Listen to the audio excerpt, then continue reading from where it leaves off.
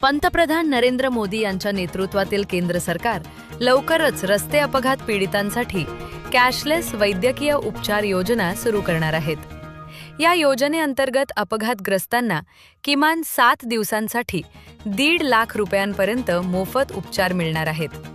कोणत्याही रस्ते अपघातात जखमी व्यक्तीला तातडीनं रुग्णालयात पोहोचवणाऱ्या मदतनीसाला सरकारकडून 25,000 रुपयांचे बक्षीस दिले जाणार आहे.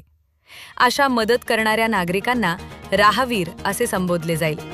ही योजना उत्तर प्रदेश, हरियाणा, पंजाब आणि चंदीगडसह काही राज्ये व केंद्रशासित प्रदेशांमध्ये पायलट प्रकल्प म्हणून यशस्वीपणे राबवण्यात आली आहे. ती आता येथे राबवण्यात येणार आहे. देशात दरवर्षी सुमारे 5 लाख रस्ते अपघात होतात. यातील 66% मृत्यू हे 18 ते 34 वयोगटातील तरुणांचे आहेत. त्यामुळे या योजनेमुळे अनेकांना जीवदान मिळेल असा विश्वास व्यक्त केला जातोय.